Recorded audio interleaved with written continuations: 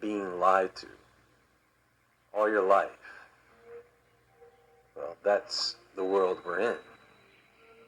And today I'm going to reveal to those who are not aware of another lie, or should I say, another truth.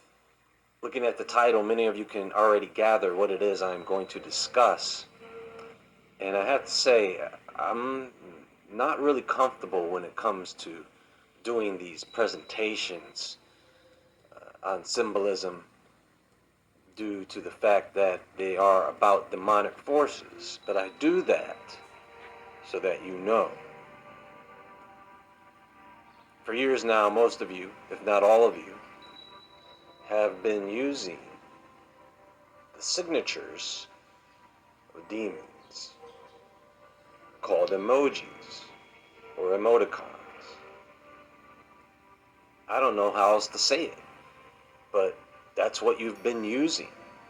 And that's why you have in text the limited emojis that you have. You know, people lobby to have emojis added to the list. There are emoji activists, believe it or not, and they are always rejected, and this is why. But somehow a devil's face makes it on there, right? There are no flags from countries around the world on there, but somehow the rainbow flag gets listed. So you're probably wondering, how can this be, or would be? And it is very real. It's called compartmentalization. At the top of this hierarchy, well, is none other than the devil himself.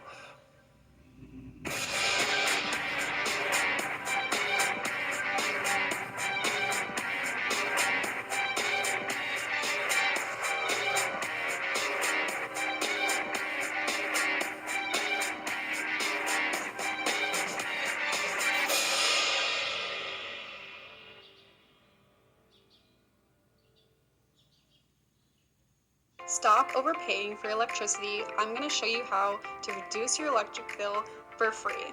I have this power saver. On the left, this company was selling it for $100. I was able to find the exact same product for free. This thing is so easy to use. You literally just plug it in and it automatically reduces the amount of power used in your home. Tons of people are saving so much money on their electric. Look, this guy went from $201 to $16. All because of this. Now, I did the same thing. I put these all over my home. I have 4. And this has saved me personally like $150 on electricity.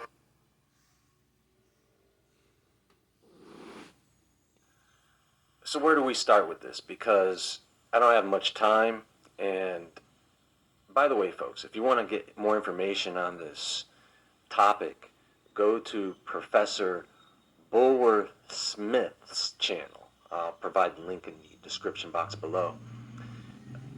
A lot of the information that I present in this video, he presents as well, and presents it very well, with a lot more information and details on this subject.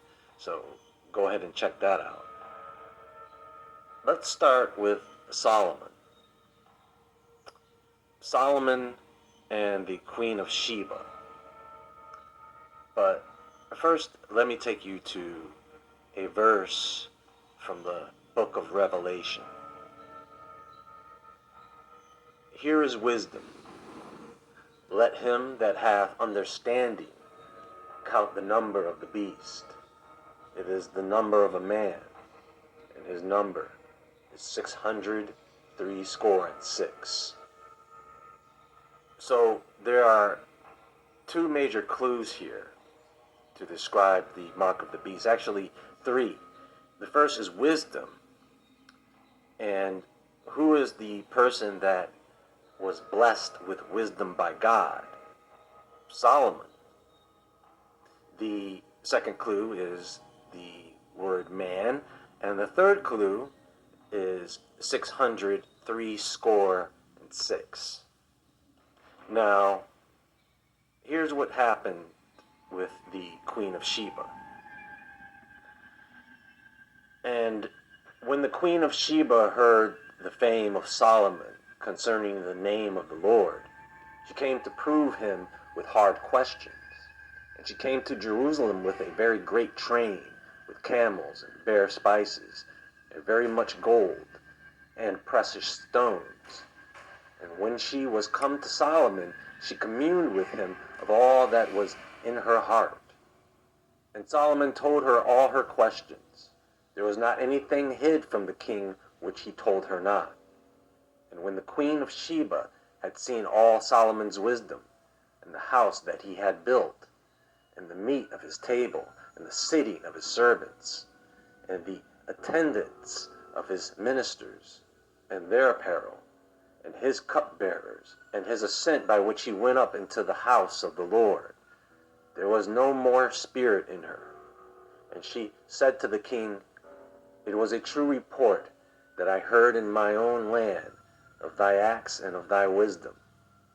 Howbeit I believed not the words until I came, and mine eyes had seen it, and behold, the half was not told me. Thy wisdom and prosperity exceedeth the fame which I heard. Happy are thy men, happy are these thy servants, which stand continually before thee, and that hear thy wisdom. Blessed be the Lord thy God, which delighted in thee, to set thee on the throne of Israel, because the Lord loved Israel forever.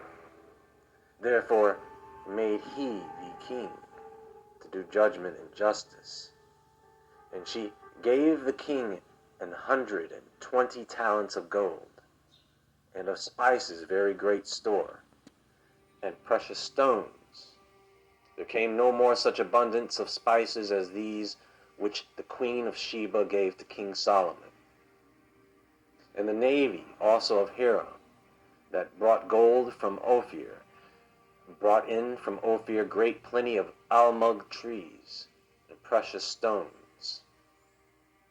And the king made of the almug trees pillars for the house of the Lord, and for the king's house harps, and also the psalteries for singers. There came no such almug trees, nor were seen unto this day. And King Solomon gave unto the Queen of Sheba all her desire, whatsoever she asked, beside that which Solomon gave her of his royal bounty. So she turned and went to her own country, she and her servants. Now the weight of gold that came to Solomon in 1 year was 666 talents of gold. So the question remains, what did Solomon end up giving the Queen of Sheba? Because she was quite knowledgeable, and she discovered that King Solomon was even more knowledgeable than she was, and was truly convinced that he was blessed with wisdom by God.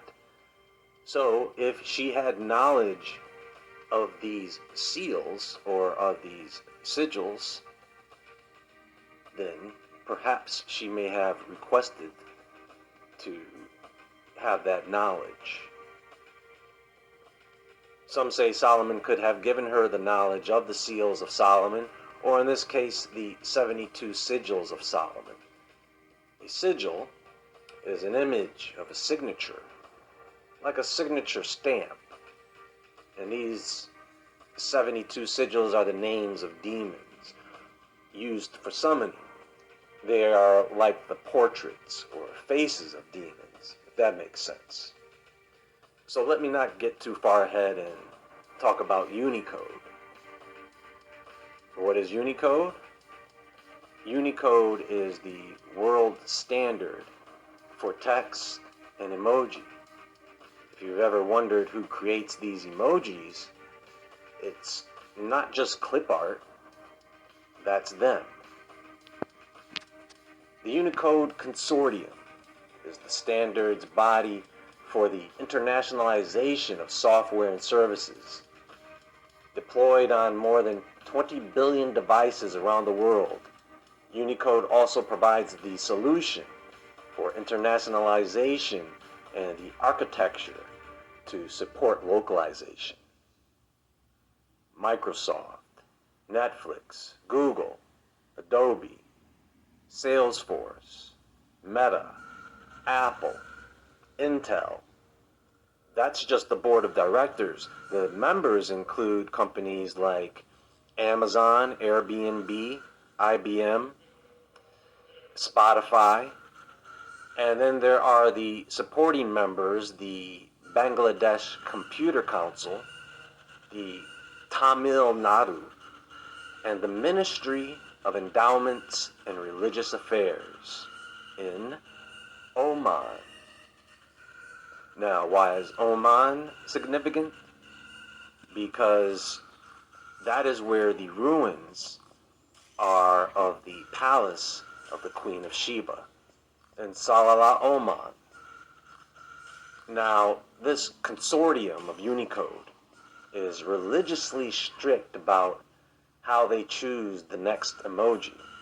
And see, they have all these excuses. Meet the brand new Suvi 3.0. The newest magical all-in-one countertop. This is of why they reject people's emoji submissions. It's really strange. They give people the runaround, and it feels a bit culty. Anyway, when you have all those companies in one place, you know the game. You know who really is running things behind the scenes. And the reason why they reject people's emojis is because they have to be approved. Now, it just so happens that Unicode 9 is the version, well, let me just show you. Unicode version 9, the Unicode Consortium accepted the following 72 emojis for Unicode 9. This update was released on June 21st, 2016. Most vendors added support for this update within the 2016 calendar year. Sample images and more about Unicode 9, Emoji 4.0, was published in late 2016 with added additional emoji professions. Now, without getting too much into the lesser keys of Solomon, or the 72 sigils of Solomon, let me just give you some comparisons here, or let me show you some comparisons here. This is the face of Steam from Nose, which was once called the face with the look of triumph, which is also the sigil of Baal. And here are a few other examples, as you can see.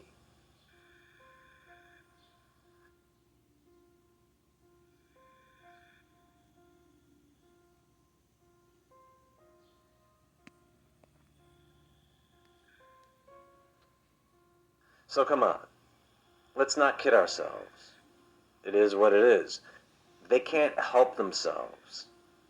They have to weave these things into our lives, and yes, it's sneaky, methodical, and evil. Now, do these emojis have any power? Well, tell me, why would they cause everyone to start using these emojis under the guise of improving communication through text? And using these emojis in a sequence is like a code or spell.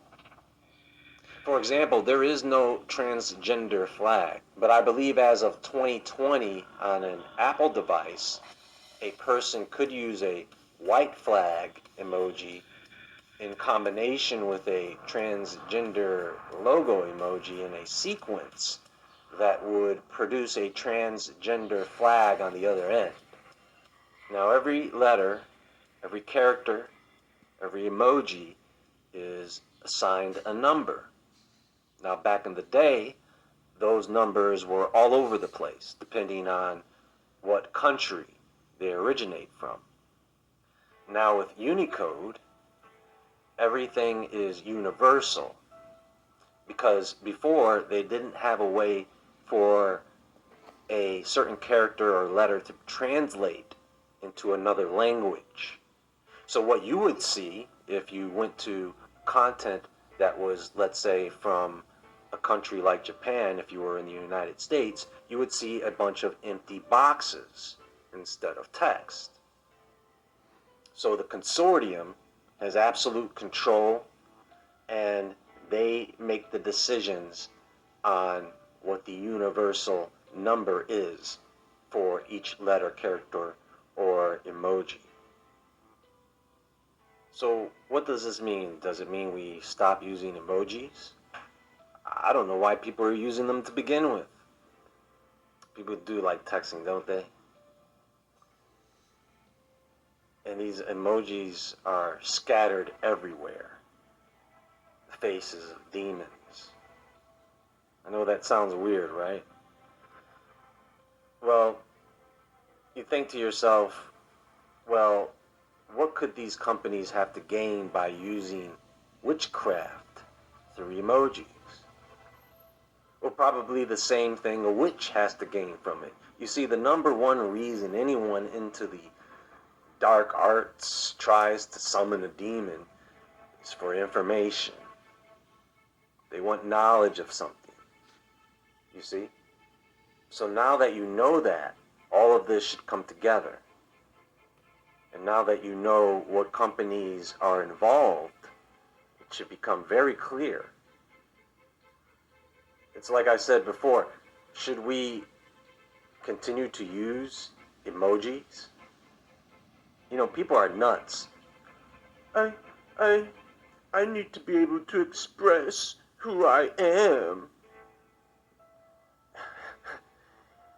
You know, I saw a small clip of a small group who wanted to get a white wine emoji added because there was only a red wine emoji.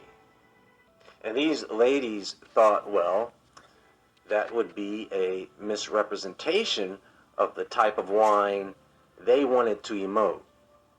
So, like, we seriously need a white wine emoji? Sorry. They don't really sound like that. Well, kind of. Anyway, the consortium tells them, yeah, we're going to take a look at this emoji in our next meeting, and we'll do that by tomorrow. Then they get a call from them telling them, yeah, we're going to have to move that and take a look at that. Never. And personally, I don't use emojis often, so it isn't a big deal to me to not use them at all. But kids like them, don't they? You know, it isn't the first time that man has taken something quite grim and has turned it into entertainment for children. Well, that's all for now. There is more to come. Be sure to visit woodwardentertainment.com and the Woodward Entertainment store for merchandise below. I am still running the Anomaly campaign. You can find out more information by checking the link in the description box below. Woodward TV is also available to view on Rumble, Odyssey, and Brighteon.com. You can follow me on Instagram at JAEWoodward. And until next time, friends, as always, stay awake, stay aware, stay safe, and I'll talk to you all soon.